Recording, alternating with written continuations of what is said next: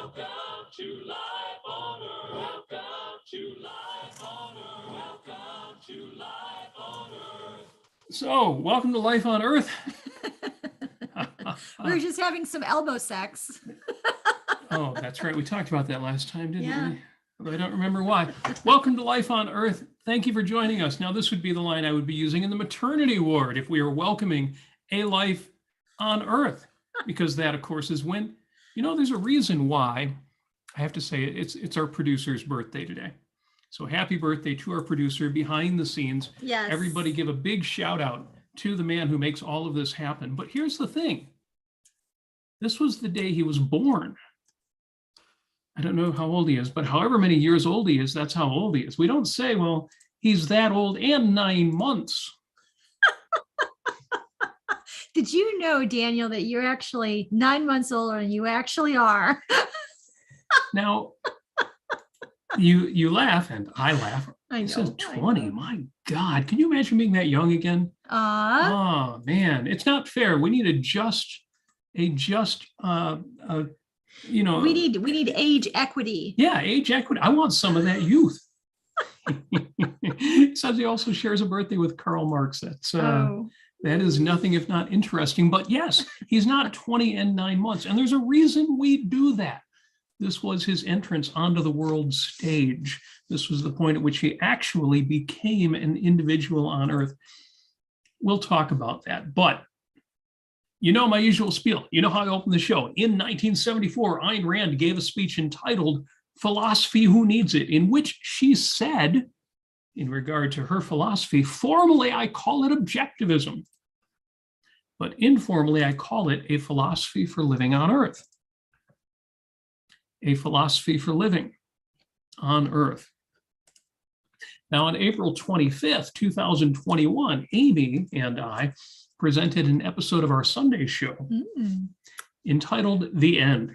The End. The End. And during this episode, we discussed the end, the meaning, the purpose of life. Now, I just read a bit from my remarks because there's something left to say about the news of the day. You know, the news of the day, Roe versus Wade, the end of abortion in America. There's something to say that hasn't been said yet. And I raised it as a question on the earlier podcast, the great one that Mark Pellegrino and Rucka and Emmanuel Maxim had, the TDO, the Collective Daily Objective. Earlier today, Jim Ashley, a very good essayist. If you're not friends with Jim Ashley on Facebook, you should be. You don't have to be, because he posts, like me, he posts everything public. You can see it whether you're friends or not. But he posted a short essay on the question, is it necessary to have children? And it was an interesting essay because he brought up examples of people who were not happy to be born. There's a guy in, I forget, Manila, someplace, who is suing his parents because he's suing his parents because he was born. He's suing his parents because he exists. And Jim gave other examples from fiction, for example. I think of Mary Shelley's Frankenstein. The monster goes to Dr. Frankenstein and says, you know, why was I born? Why did you create me? Because, you know, he's gruesome and everybody hates him. And this took me back to that episode 13 of Life on Earth that we did entitled Better Than Nothing, in which I argued that simply being alive is a good thing. You know, it's a great Katharine Hepburn quote. I never forget the fact that simply being is a wonderful thing. And one outrageous example, which I contrasted this, the value-laden life being full of values, I mentioned anti-natalism. See, that essay by Jim Ashley got me thinking, you know, there are people who think it's better not to be born. And bringing a child into the world is an irresponsible thing because life contains more suffering than pleasure. And you might think, well, I don't know, I'm pretty happy most of the time. But they'll say, yes, but the greatest sufferings far outweigh the usual pleasures of life. You know, for example, what's the greatest pleasure you can have? Well, among other things, we're going to talk about sex today. Sex? But what's the greatest pain you can have? Well, An orgasm might last 10 seconds, 20 seconds for a guy. It might last for minutes for a gal. But pain, if you break your leg, if you puncture your body, if you do horrible things, can give you pain. Burn yourself. Even migraine headaches, just the pain can be enduring in ways that the pleasure. Anyway, antinatalists, you get where they're coming from. Links in the show notes that I posted on Facebook. If you're curious about these people, there's a good interview. I don't know, good's a funny use to word. There's an informative interview by Sam Harris of the antinatalist psychologist David Benatar, not to be confused with Pat Benatar. She's cool.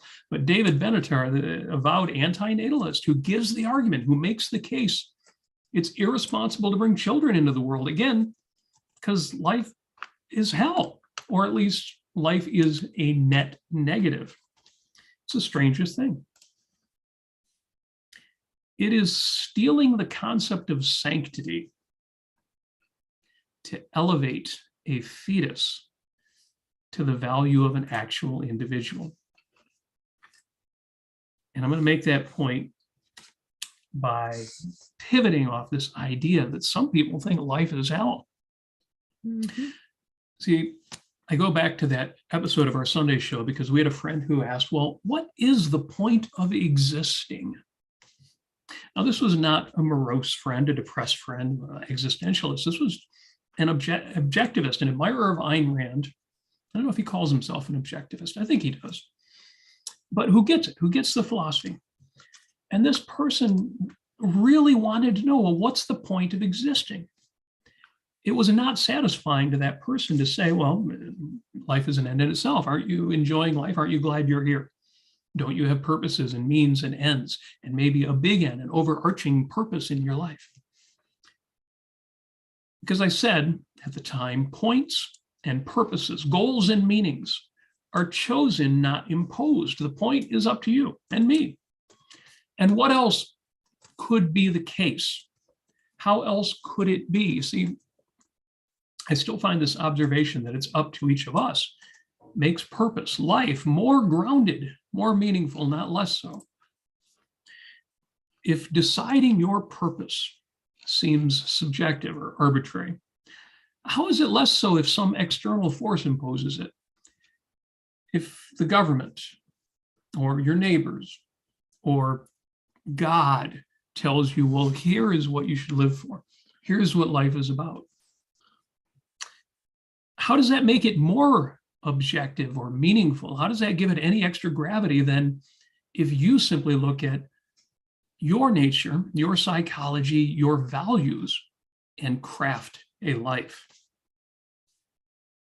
Yeah, I remember talking about that on our Sunday show, and how we talked about, doesn't it feel arbitrary just to pick one particular profession or a couple hobbies, or isn't it just kind of floating out there? Or you could be doing this, and you could be doing that, and you're not entirely sure if you even like this particular thing. And I believe that we settled on the kind of idea that you go out there and you experience these values that you want to achieve or have experience with or live with or work in, or revel in. And you ask yourself, do I still like this? You have to introspect and you have to self-monitor, and I think a lot of the folks who are looking for that kind of, I'm looking for a purpose larger than myself, are pretty scared, afraid of what? To look at themselves in the mirror and monitor themselves and introspect. I suppose there may be some of that out there. The people I've talked to who've run into this conundrum, who have this in mind, aren't really afraid. They just haven't been able to figure it all out. They just haven't found that grounding. That too. And, between, well, I've decided what my life means and what it is and what it's for. Between that and, well, God decided, or the universe decided, or society decided, or the state decided. Right. But to expand on what I was saying in terms of that fear, or or that apprehension, once you decide on something and you commit yourself to a value, you're responsible for it. You can't just say, well, God chose me for this purpose. And then you kind of go through the motions of whatever it is, and then you no longer have to really be responsible for it. You no longer have to think and maintain the effort needed to actually keep the value even. Sure. But what if you don't believe in God? Well, you can. What if you just find yourself without purpose? Right.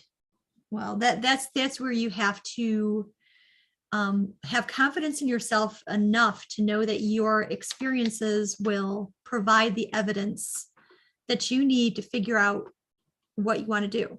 Right. Oh, somebody in the chat says sex all the time. Oh, no, that was you. Okay, good. So at this point, the friend in particular I'm thinking of mentioned that their chosen career, about which they're very passionate and very successful. They said, but that's not the reason I was born. It's not why I came into existence.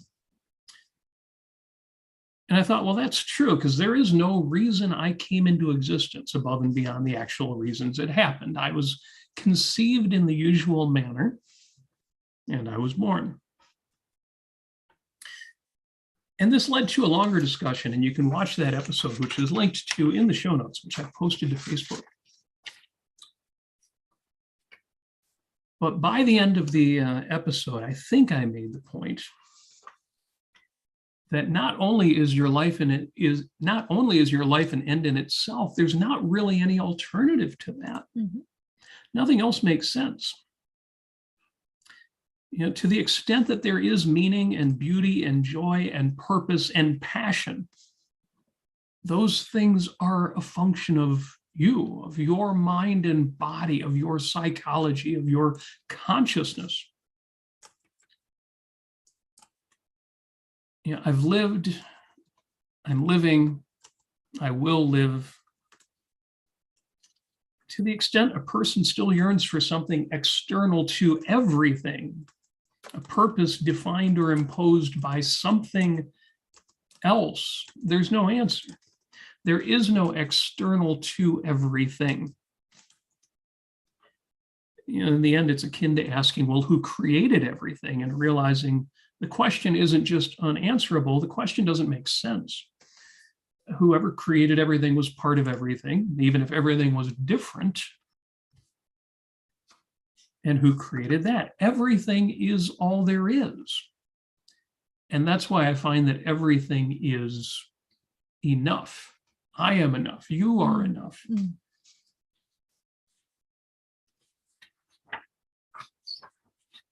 I mean, there's something to be said to kind of take inventory of what you do have, like how the religionists say, count your blessings. And actually, I don't mind using that phrase because I know what I'm saying. But yes, count your values. Yeah, count your values. And be proud of the journey that you're on. And there's so much more to say. So we are integrating what life is an end in itself. Life is an end in itself. Sex, and the right to abortion. The right to abortion.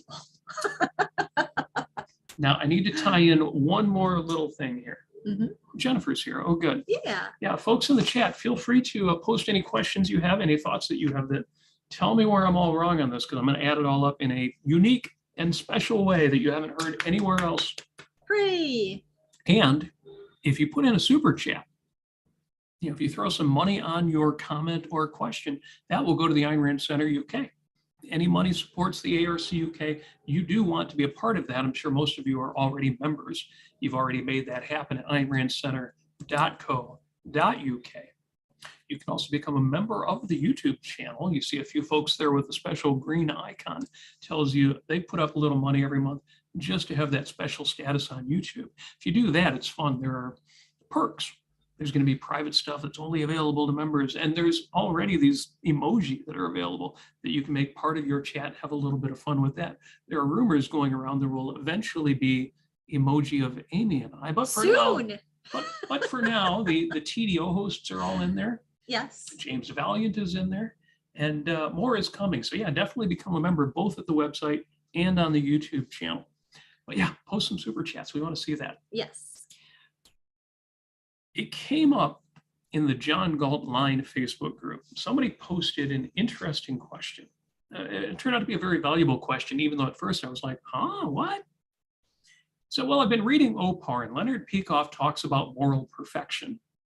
And he makes the point that there is no reason to be anything less than perfect. In fact, if you do something bad, it's actually bad. It's actually anti-life. It's destructive to life. You should not do that. And this person has essentially reached the conclusion that if he is less than his own ideal, if he's less than perfect, that he's a horrible person and doesn't deserve to live.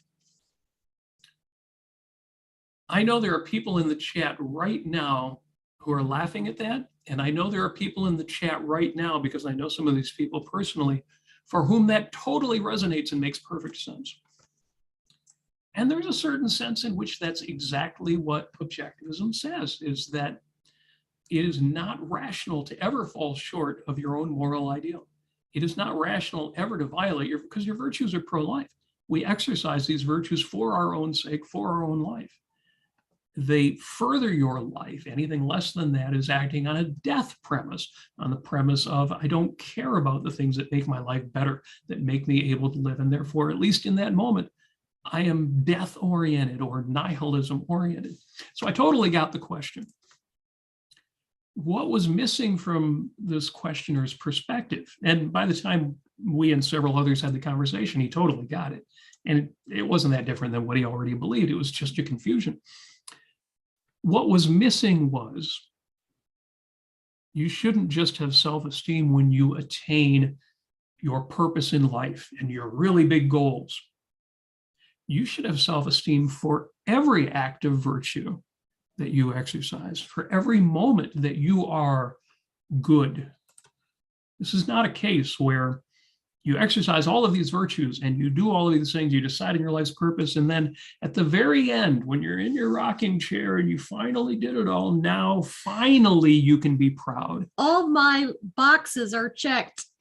Finally, you have a right to feel self-esteem. Finally, you can be happy. That's not what virtue is. That's not how values work. Right. Virtue is principles of action throughout your life in order to achieve values all of your life. Mm-hmm. All the values, all the time. That's what it is. Yes. As a matter of fact, Ayn Rand says here, let me quote her from the Objectivist Ethics, an orgasm's life is its standard of value. You said an orgasm's life. Is that right? Did they get a typo in there? Maybe that is right. No, it says no. I'm kidding, folks. Organism. I'm just kidding, everybody. But actually not. Well, we're talking about sex, and whoever said sex should be fun, cut it out. When are we going to get to that part, Robert? Well, we're going to get to that right now. My point is, if life is the standard of value, but more than that, going back to that earlier lecture, and against people like David Benatar, and referring to this earlier conversation, if life is an end in itself, we need to be willing to fight for that. We need to be willing to say, yeah, my life is an end in itself. It came up earlier. Let me see if I can find where it came up, because this is important. Somebody was making the point that, a woman's body is her property. It's her body and nobody can violate that. Well, that's true in a sense, but only in a sense. The real truth, the reality is that a woman is her body. A body isn't just something that we have. A body is something that we are. We are, each of us, an integrated entity of mind and body. See, this isn't merely an instance of altruists asserting that others have unchosen obligations or duties, like a tax collector demanding that you give a little more to serve the poor or the state. When it comes to anti-abortionists, this is literally a call for enslavement, for literal self-sacrifice. Yeah. the sacrifice of an actual person, supposedly for the sake of this potential person. It's not that you have a body and they're making you use it in ways you don't want to use it. It's that you have you. And they are making you be what they want you to be, forcing you not to use your body, but to actually do these things. And that is crucial. It is a crucial distinction. See, the question came up on TDO, and Rucka mentioned this. I think he might have been reading it off of the chat. Well, yeah, but in the case of a woman who wants to be a mother, a woman who wants to bring a pregnancy to term, isn't that fetus, which in her case she rightfully thinks of as a baby, by extension, isn't that the most valuable thing in the world? And I replied to that and said, well, what is the answer to that? I've talked before about the sanctity of life. Making babies. I'm a father. Amy's a stepmother. You see the flowers over here. Well, they're just barely see them on the camera there. Mother's Day flowers. Yeah, I get to be a stepmom. It's Yes. really cool. And my daughter is in her 30s now, so it's even cooler. How's that possible? I'm barely out of my 30s. I don't know. I think she's like one of those like accelerated age people. Yeah, I don't know. Yeah, that's what it is. Mortality. Sure. What's up with the mortality? Sure.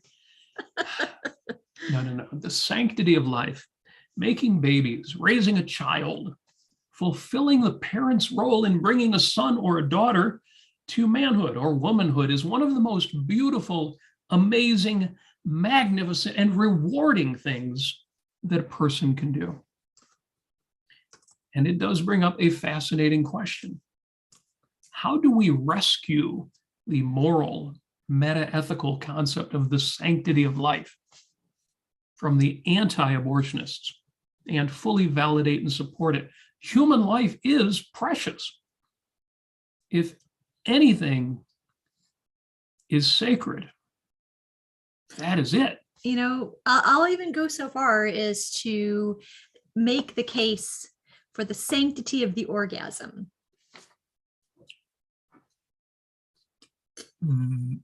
Okay. No, but seriously, I know we're having so much fun in the chat right now. So there's so many smiley faces. You're doing a better job keeping up with the chat. I think it has you in a more humorous vein. It does. Because we went from, life is in and of itself, which is really wonderful. You get to do with your life what you deem most rationally valuable to you and most fun and most fulfilling and most flourishing. And then we kind of touched on sex a little bit. And, so now we're into. We will get back to it. This.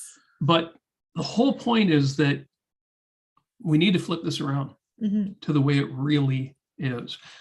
Human life is precious. It is the most significant, the most sacred value on earth. And this is why we shudder at the perversion of outlawing abortion, of sacrificing the life of a woman and her partner, if he's a responsible person, to the whims of those who would regard personhood as applying to any and every fertilized egg, regardless of whether it's a microscopic cell or a zygote or a fetus or an embryo. Yep. And we should shudder at that. And it is a perversion to say we will sacrifice a woman, whether it's 9 months or risks to her health, or the next 18 years to this. Then we get to the question of third trimester abortions, but let's not go there yet. Well, especially those states currently who are trying to outlaw the telemedicine and mail, basically the abortion pill through the mail. Abortifacients. Yes. Yes, we can't have that. When it comes to the sanctity of life, objectivists properly should own the concept and not let the anti-sex anti-abortion, anti-value advocates pervert that concept. You know, again, it came up on the TDO earlier. For example, punching a guy in the gut is assault. And we properly condemn it, and we morally and criminally, we put him in jail. Punching a known pregnant woman in the gut and causing a miscarriage is wholly different. It doesn't have to be called murder to be condemned as something equally vile and equally criminal to murder, or arguably worse. See, objectivists, we get the sanctity of life because unlike many others, we get the sanctity of values, the inviolate sacredness of each living man and woman's own individual life and values. Yeah, I mean, if you physically assault a pregnant woman, you are not just, potentially taking away a pregnancy that she wanted to carry to term and have a baby, but her choice to even possibly her choice to even have it, if she wants it, if she was, obviously, I would say that a lot of pregnant women out there want their child. Oh, yeah. And that's absolutely wonderful. But that was the point that was brought up earlier. If a woman wants to have a kid, isn't that the most amazing and wonderful thing? And shouldn't that have some effect on how we judge this? And the answer is, I will now reveal the answer. What did I use earlier? The word flip. It's precisely because of the magnitude of the value of a child, which cannot be measured. Irreplaceable, priceless value. It's precisely the magnitude of that value that makes the anti-value, the viciousness of forcing a woman to do that when the pregnancy is unwanted. It is not exactly, it is similar, that's not even the right word. What would be the right word? It is proportionally bad. It is as vicious to say a woman who does not want to bear a child should do it, and for no reason other than somebody's corrupted idea of the sanctity of life. It is as vicious to say that as it is to say that a woman shouldn't be allowed to have a child. She shouldn't be allowed to raise a family. It is profane in the opposite and yet the exact same reason. Because life is too important. Your life is too sacred for anybody to come along and say, oh, you're in this condition? Well, then let me tell you, for the next 9 months, here's what you have to do. Or for the next 18 years, here's what you have to do. Because of my idea of propriety and how I have chosen to define these terms. Now, that requires, of course, that you believe that abortion isn't murder. Is abortion murder? No. The obvious answer, and the way in which Ayn Rand quite rightly addresses that, is that, well, obviously not in the first trimester, which is what she limits her remarks to for a substantial part of her talk of living death, where she says abortion is a moral right, which should be left to the sole discretion of the woman involved. Morally, nothing other than her wish in the matter is to be considered. Who can conceivably have the right to dictate to her what disposition she is to make of the functions of her own body? Never mind about the vicious nonsense of claiming that an embryo has a right to life. A piece of protoplasm has no rights and no life in the human sense of the term. One may argue about the later stages of a pregnancy, but the essential issue concerns only the first 3 months. To equate a potential with an actual is vicious. To advocate the sacrifice of the latter to the former is unspeakable. Now, folks may be saying, okay, yeah, first 3 months. 91% of abortions that happen occur within those first 3 months. That is correct. And second trimester abortions, and nobody's putting it off willy-nilly. These are primarily abortions in which there's some risk. to the health of the child or the health of the mother. There's a compelling reason for these, for those 7-8% of abortions that happen during that second trimester. Nobody wants that. And the very worst case, the third trimester abortions, between 1 and 1.4% of abortions. Mm-hmm. There are no, the Professor Kevin Hill put it, cosmetic abortions. I think that's how he put it. Right. Nobody is saying, oh, I think I'll have an abortion. I've changed my mind in the 8 months. It simply doesn't happen. Yeah. That 1 to 1.4% of abortions that happen during the third trimester are tragedies for everybody involved, and everybody knows it. And doctors won't perform those abortions without a compelling reason. Yeah, yeah. And with regard to so-called late-term abortions, which means after 20 weeks by a Republican definition, you've got, now I'm losing my train of thought. You basically, well, you were saying that, it's only like about 1.3% of those people, of those women who have that. And, in the third trimester. So you have just a lot of reasons that many people just don't even know about. They're ignorant of the reasons for those particular abortions. Even the ones in the second trimester have a lot to do with the health of the woman, with the fact that, I'm so sorry, your baby has a terrible abnormality. It's your baby is developing without kidneys or lungs. And if you try to give birth to this child, it's only going to live in pain for about 3 days.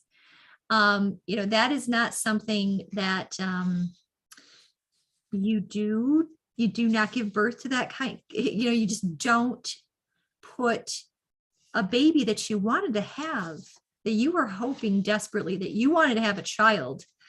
And here you find out that they are malformed in such a way that they are not going to survive past a week and they'll be in terrible pain. No, you abort and you try to find one of 5 clinics in our entire United States to get that done.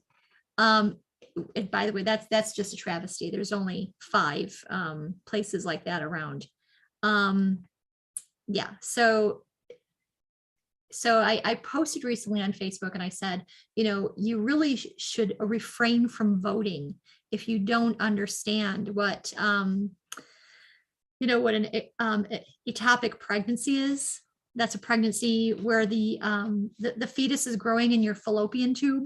If you don't know what a fallopian tube is, if you don't know what all of these different kinds of tragic circumstances that can happen, which would actually cause you to rationally have an abortion in the third trimester. Now, the senator down south said, well, that doesn't really happen. Ectopic pregnancies. Does he now? Oh, yeah. How nice for him. Yeah. Well, that's about the level of the mentality we're dealing with down there. I shouldn't say down there. I see that, the idea of abstinence comes up. As soon as any so-called pro-life advocate makes an abstinence-based argument, the discussion is going to be intellectually fruitless and spiritually disgusting. Right. The idea that because one knows that sexual activity can lead to pregnancy, that one should be compelled to carry a pregnancy to term. This is worse than a non sequitur. Nowadays people use the term begging the question as if it means, it raises the question. But begging the question is actually a philosophical, a logical flaw. It's forget the technical term for it. It's not a fallacy. It's a logical fallacy. Point is that you're assuming what you're trying to argue in raising the question. The idea that because one knows sexual activity can lead to pregnancy means that you shouldn't have an abortion, assumes that you shouldn't have an abortion. This denies, and this gets to the point we're making today. Certainly gets to the point I'm making today. This denies that sex, that romance, that pleasure, that life is an end in itself. Again, this argument denies that life is an end in itself. It's a small wonder that these kind of people can imagine a world full of irresponsible hippies copulating indiscriminately, casually using abortion as birth control, and demanding it at public expense to boot. And as for the virtuous, the romantic, the passionate, the values, the people who love their partners, their careers, their futures, their lives, those people are, to those who'd advocate sacrifice for the sake of a week-old zygote, those people are incomprehensible. Yeah, that is pretty incomprehensible. And that's a lot of this, we're saying it ties into this anti-sex mentality. Yes, if somebody says to you, don't have sex unless you're willing to take responsibility for the consequences, unless you're willing to take responsibility for a possible pregnancy, the only answer to that is arranging for a safe abortion is taking responsibility for the consequences. You see what I mean about begging the question? They assume that abortion is wrong, and therefore taking responsibility can't possibly include that. Abortion is one way of taking responsibility for an unwanted pregnancy. Yes. It is a perfectly reasonable response to that. Yeah. For somebody who does not choose to have a child at that time in their life. Right. Yeah, there's a couple of perspectives that I think a lot of people miss, in the sense that, by the way, if anybody has not yet seen our discussion with James Valiant on Leonard Peikoff's essay on abortion. Oh, you got to see that. You got to see it. The link is in the show notes. Good. It's right on the channel a couple weeks ago. We cover just about everything. So, if you are still squeamish about abortion, go listen to that. Especially, so-called late-term abortion, listen to that and listen to what I've got to say, because I've actually got a lot of stats and a lot of information with regard to the reasons why that happens and all that. But more so, I discussed the idea that,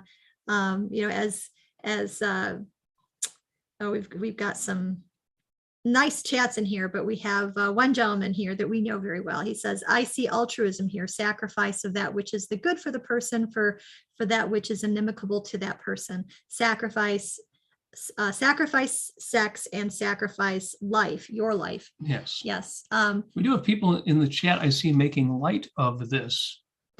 And although they're being very lighthearted, I see a real malevolence in this idea, this notion that it's all a bunch of hippies out there. It's all a bunch of irresponsible leftists.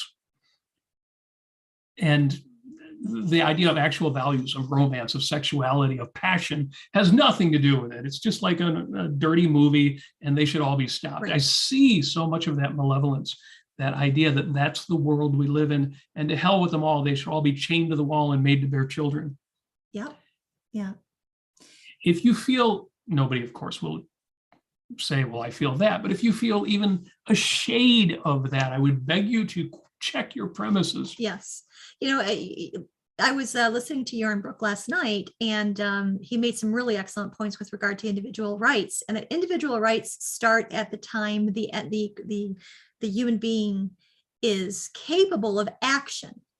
So it's a social concept, to basically guide people's lives around each other.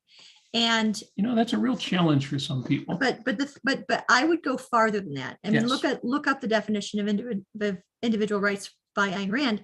But I would go farther than that and say that a lot of people assume the worst. They assume, yes. They accept the original sin premise of human beings as such. They accept a malevolent view of man. People are terrible. And of course, in this case, it's a malevolent view of women.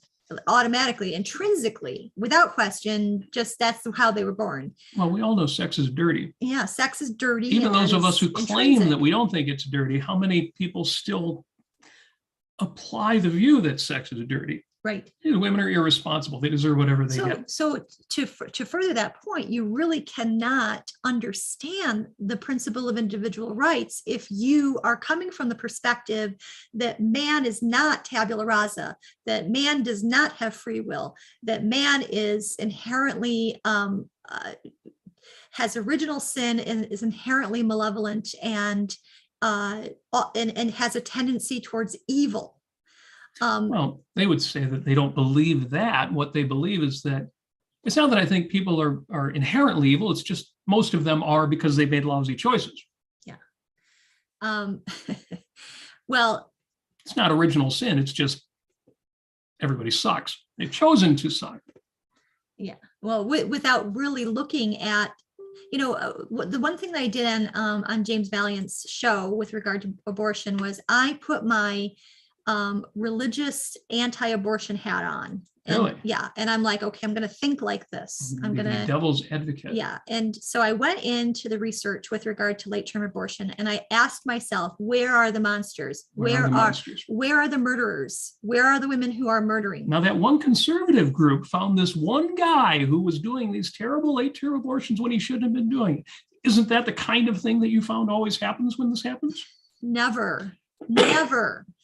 I found that, not only, do women, like I was talking about earlier, have problems with regard to, late-term abortion, meaning, and what I mean by that is in the third trimester, not in the second trimester, which a lot of people think that is. Well, it's true. When you say late-term abortions, for some reason, the anti-abortionists don't imagine the 7th month. They imagine the last day of the 9 month. Yeah, and one day before birth. It's just a difference of location. Ripped from the womb, like Donald Trump says. Which never happens. And so, except that one conservative group found that one guy doing that stuff. So I couldn't find anybody who actually just waltzed into the abortion clinic and said, you know what, I'm doing a week. I just really don't want this. But I have found reports of maybe one person doing that and saying, I broke up with my husband or my boyfriend or whatever, and now I'm really having second thoughts and I would like to have an abortion. It's a month to my due date or whatever. And she was refused. That was, dependent on the doctor and what he found, and he basically told her what you need to do is it's too late at this point. You have a healthy that child. One crazy doctor they found, nobody will do that. Right. And so I looked and so be honest, when you really have this idea that this preconception, this assumption that women who have late-term abortions in the third trimester are all doing it because, they're just acting on whim. Go out and look into, I think it's the Gutermacher Institute, even the CDC, and look at all the stories out there. So many stories out there of women who had abortions, and ask yourself, where are the monsters? Where are the murderers? And I'll tell you even this further, which I said on the previous show. Ask yourself also, why is it that after a woman gives birth, that if there is a custody dispute, that she will get primary custody? Now, if she is such a potential murderer, why is she handling the baby? Oh my gosh, she's going to throw the baby out the window because, that's just what women do. And as you pointed out in the conversation with James Valiant, a woman who is questioning whether she wants to keep her pregnancy is obviously just a dirty slut. Yeah. And yet, when she has the baby, her entire character changes once the baby is born. Yes. And she becomes a virtuous, wonderful woman because she's accepted duty. Yes, she has accepted duty. She has sacrificed. That makes her virtuous. It's maternal transubstantiation. It's a miracle. It's a wonderful thing. Incidentally, we have a super chat from Bonnie who says, Thank you, Bonnie. Thank you, Bonnie. Thoughts on how we can take back the term pro-life? I heard a positive expression recently, but I can't remember it. So frustrating. And the only answer I have is you flip it over. You do both sides of that, which is one, you deny it to the other side by never referring to them as pro-life. Right. It's why we use the expression anti-abortion. And it's one of those things where anytime you catch yourself about to say pro-life, because it's out there and so many people use it, yeah, it should automatically come up in your head. These are anti-abortion, anti-choice, anti-life. Yes. And the other thing is that, and a few objectivists, Andrew Bernstein and Leonard Peikoff himself have said, I'm pro-life, and here's what I mean by that. Because I'm in favor of life, that's why I say women should have that choice to carry the child to term and have a kid or not. Yeah, I would say for me, I would say I am an advocate of the sanctity of a woman's life. And what I mean by that, and I'll go further with that. I am an advocate of the individual rights of a female child, a female baby born, that when she hits puberty and she starts menstruating and all of that, and is capable of getting pregnant, that if she is raped or if there's some sort of incest situation, that she has a right to her life, and she should have a right to an abortion. And even further than that, the sanctity of life of women as human beings goes out further than that. So, as an adult, whatever the reason is, she gets to choose whether or not she wants to stay pregnant. Incidentally, just real, and thanks again, Bonnie, but here's a real question for you. Which is worse? The consistent anti-abortion advocate who says nobody should ever have an abortion ever for any reason, no matter what, who then advocates for example, raising the children of incest, raising the children of rape, or the anti-abortionist who says, well, it's murder, but I make exceptions in those cases. So it's okay to murder if those really tragic things happened. Which is worse?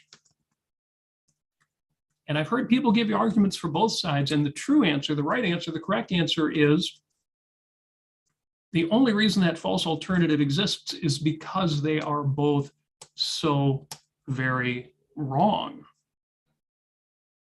There is no answer to which is worse. Yes, the one is a hypocrite, and that's bad, but that means he advocates for worse things, and that's bad. So yes, that's your answer if somebody says, well, which is worse? There is no worse because they're wrong. It's hard to say, well, which is more wrong? It's 2 and 2 is 5, 2 and 2 is 3. Oh, they're both wrong. Neither one makes sense. There's no way to say one is worse than the other. In practice, you can say, well, I'd rather go with the hypocrite because the results will be less bad. But you don't say, well, the hypocrite is good, whereas the consistent guy is bad. No, they're both bad. And again, that's why you've got to flip this around. It's why we need to fight for the sanctity of life, real life, life on earth, actual life. It's also why we can say to violate the rights of a pregnant woman, to cause her to miscarry or to harm her in some way when this child is wanted, is the worst thing you can do. But to force a woman to carry a pregnancy to term when the child is unwanted, using the word child in this context, I know that's a mistake, is equally, or at least similarly bad. It's precisely because of the value of human life that you must not say, let me sacrifice this woman, whether it's for 9 months, for 18 years, for the rest of her life in any way. Again, a woman is her body. A body isn't just something you have, it's something you are. You can't tell women, here is what you have to do, not just with your body, but here is what you have to do. You need to go make this baby because you're pregnant. And if it was a wanted baby, it would be the most amazing thing in the world. And therefore, I feel bad about you terminating that pregnancy. And we're not even getting into the question of it violates my religious code, any of that. To hell, literally, with all of that. But even again, the agnostics, the atheists, even the objectivists that I know who would try to make these arguments, do not let them own that concept of the sanctity of life. Yes. much less the religionists Or the socialists or the leftists. They don't own that concept. We do. Right. We respect the value of life. We respect rights. Yes, we respect the fact that life is an end in itself. Life is an end in itself. And that's the bottom line. It should be obvious that sexual romance, pleasure, passion, ecstasy, orgasms for you people in the chat.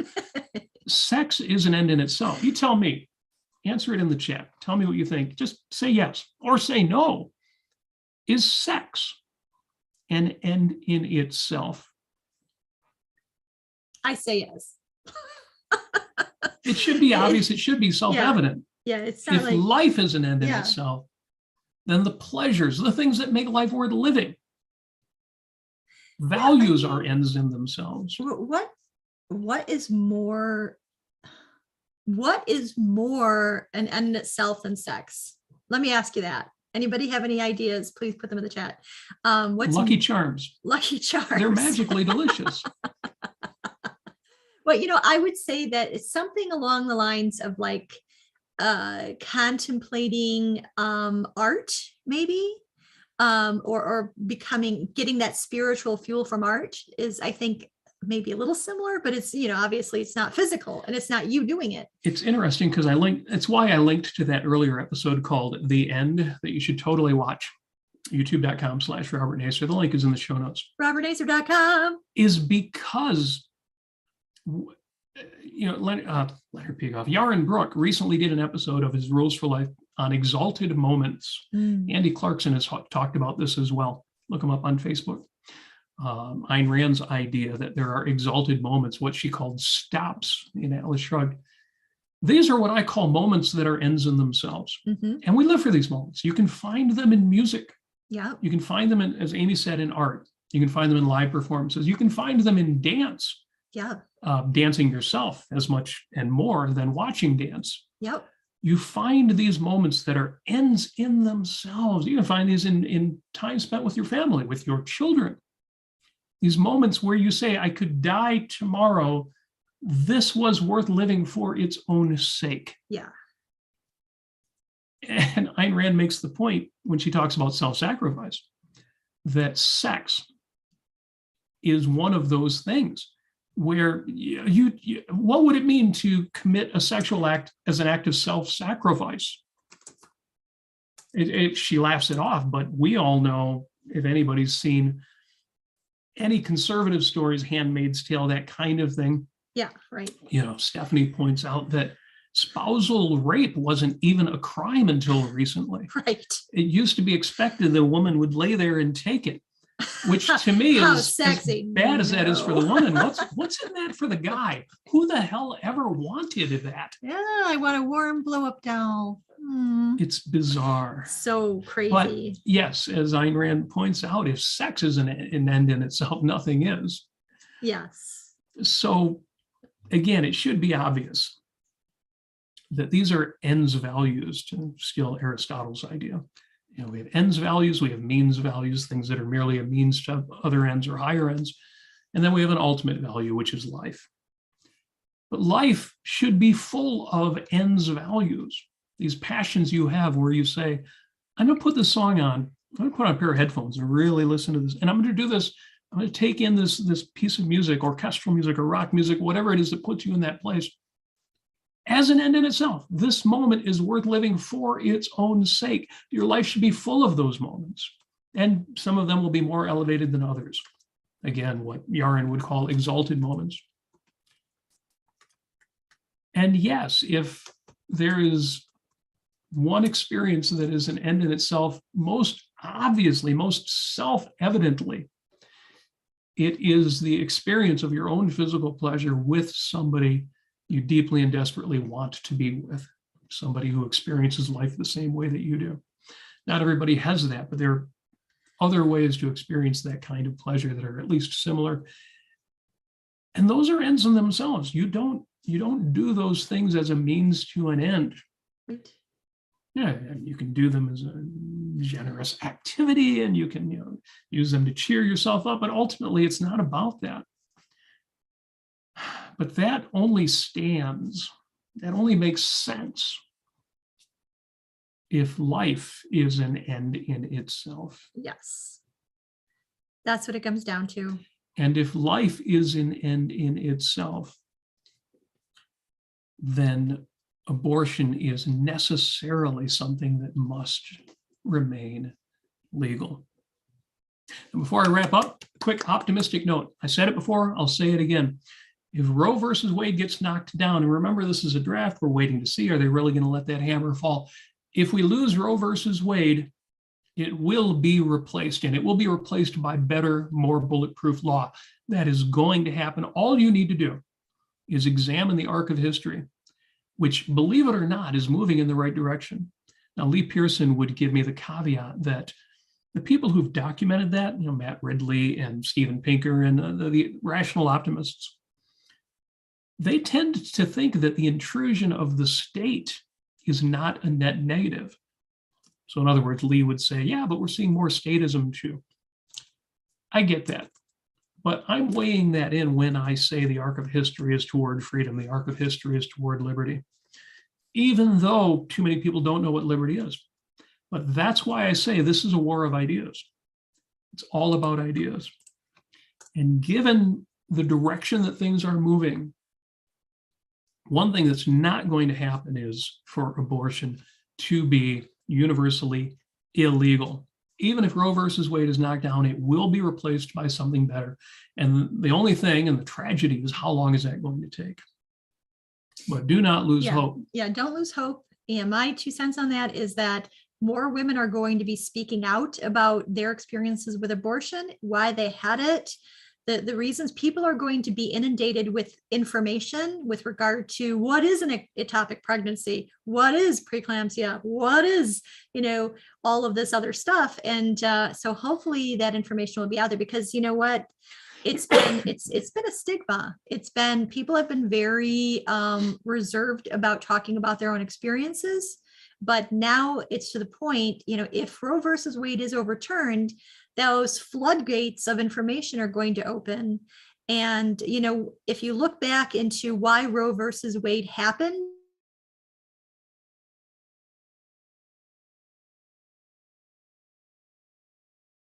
of a woman who died because she was self-administering an abortion, and she bled and she died. And at the time, she was in an extremely terrible, abusive marriage. And this is back, by the way, back in the 70s, early 70s.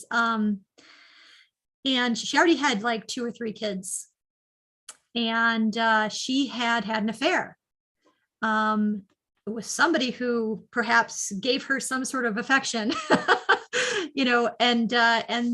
so she was desperate. And you're going to, so we're going to, if this is truly banned, and even if it isn't, even if it's partially banned, like in a lot of states right now, we are going to be hearing about more of these cases and more of these women dying because of the fact that they had to go elsewhere for an abortion, or their lives ruined because they had to give birth to a child that lived in pain for a week. Yeah, just so anyway, look out for those stories, because they're going to be coming out, I'm sure. And with that's going to help people understand why it's so important to keep abortion legal. Yes. When we say my life is an end in itself, we run that risk of externalizing or alienating what is actually integrated. It's not so much that your life is an end in itself, it's that you are an end in yourself. Similarly, it's not that a woman has a right to her body. A woman is her body, and no one has a right to use her. Remember that when we say your life is an end in itself. This isn't just a high inspiring ideal, it is a simple fact of reality. And with that in mind, thank you for joining us. Yes. This has been Life on Earth. We're going to jump over to Clubhouse. I want to hear what you all have to say. If you have access to the Clubhouse app, and I know you are because you're intelligent, tech-savvy people, you will be there. Thank you for joining us, and Have a good life. We'll see you on Clubhouse.